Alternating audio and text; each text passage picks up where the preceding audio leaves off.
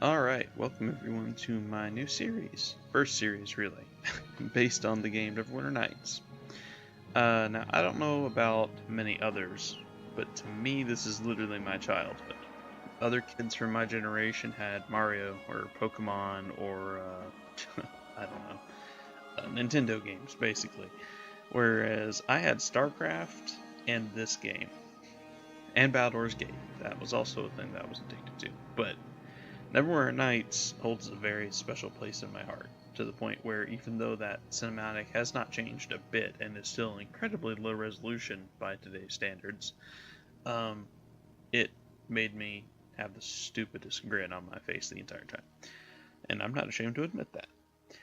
This was literally my introduction to pretty much everything fantasy. It started my desire to write, my love of roleplay, of D&D, uh, pretty much everything. Um, Due to that, I reserve my right to be infected by nostalgia and probably be too excited about this game at some moments. I apologize ahead of time, but I will definitely still do it. So, of course, when I found out that there was a enhanced edition coming out a couple months ago, I think, I immediately backed it. Probably much more quickly than I should have. But for better or worse, I did so, and now that it's come out, I've wanted to do a series for it, but real life gets in the way, so work and all that. So I'm doing it now. This isn't sponsored or anything. All I did was back it, and I'm just in love with it because it's part of my childhood. But the plan here is that I will be spending a fair amount of time digging into the character that I'm going to be playing out, because this won't be a standard Let's Play.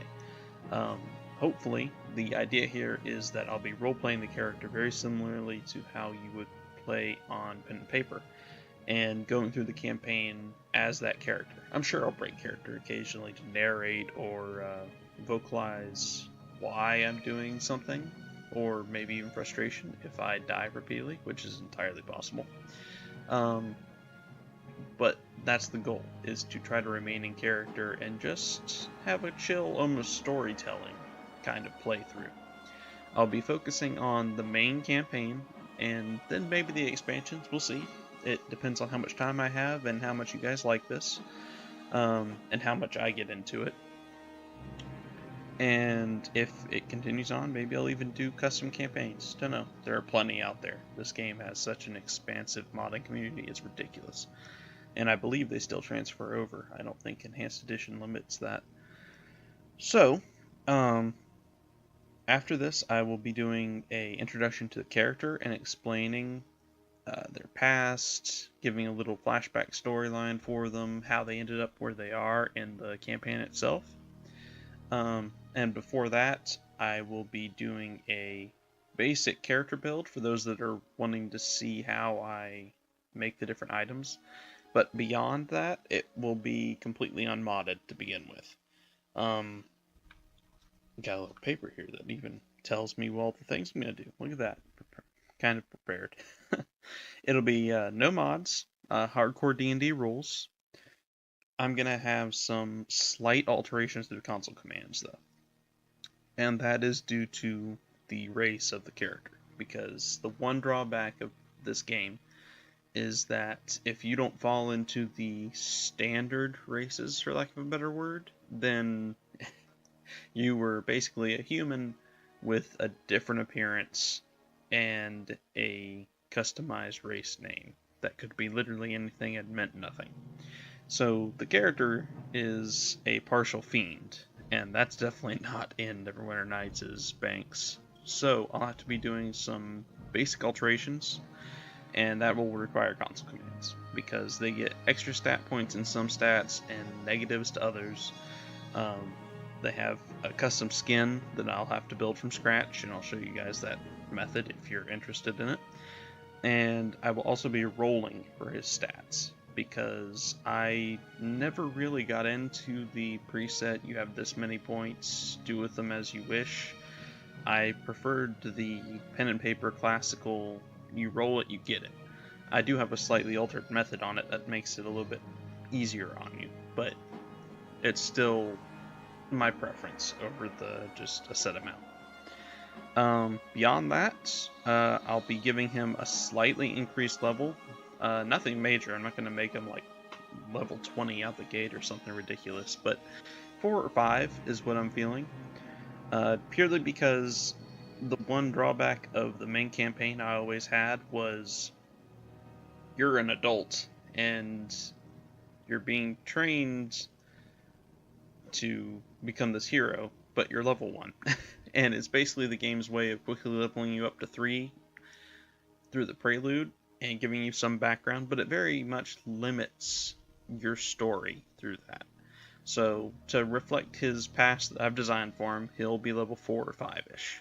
Nothing major, but enough that I feel like it's worth mentioning, so that you guys aren't confused. The little goblins in the prologue definitely aren't going to give much of a challenge for him. That's fine.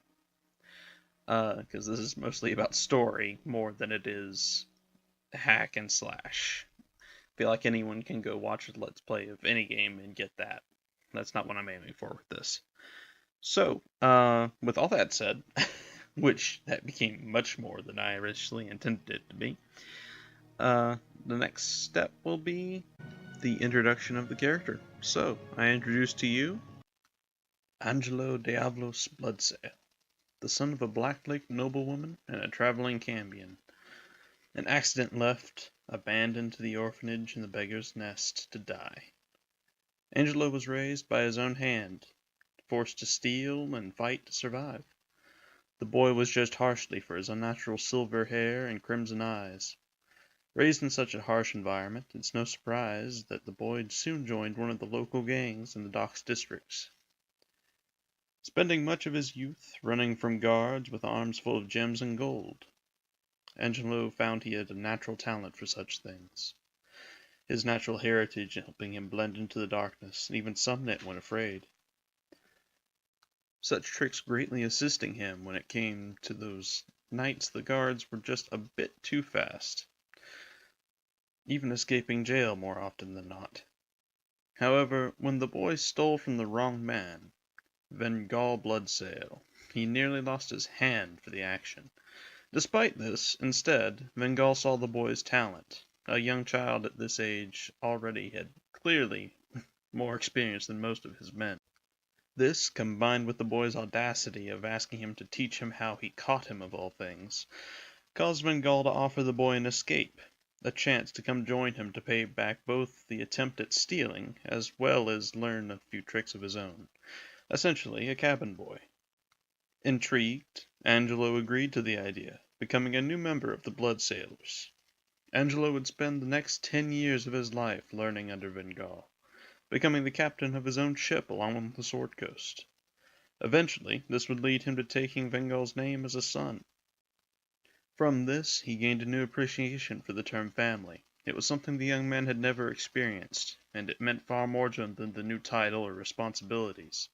The money and jewels meant nothing in the face of such a feat. Over the next few years, the Blood Sailors continued to grow. However, as time passed, they began to grow desperate. With more people, more opinions, and more views came much more ambition, especially among such shady men. And many of Vengal's captains began to think themselves better suited for his position.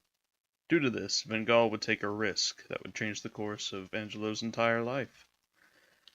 A few weeks later, Angelo would learn of his adopted father's disappearance. After landing back to his home, back to his birthplace, back to Neverwinter.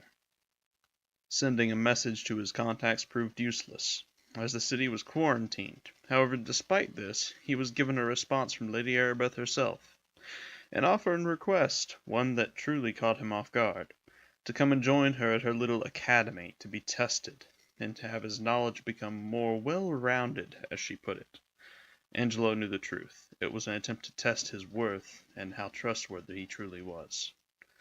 Still, this opportunity was not one that he could easily pass up. It would allow him to then join the ranks of the City Watch. He would be welcome to look for Vengal as long as serving the city took priority, at least as far as they were concerned. His criminal record would be wiped, and he would be given a new life, as she put it. In return, they got the white fox of the sea. He had no intention of becoming some idiotic hero. There were far better options than he. But the City Watch's resources and lacking a criminal record would be paramount to locating his father during a quarantine of all things, where guards would be at their highest. And so, Angelo agreed to her terms. But as he entered the city, unboarding his ship and bidding his crew farewell, he realized the full scope of what he was dealing with. The piles of corpses that lined the road, and just how many wailing were truly infected. Perhaps life had more in store for him than becoming an infamous pirate after all.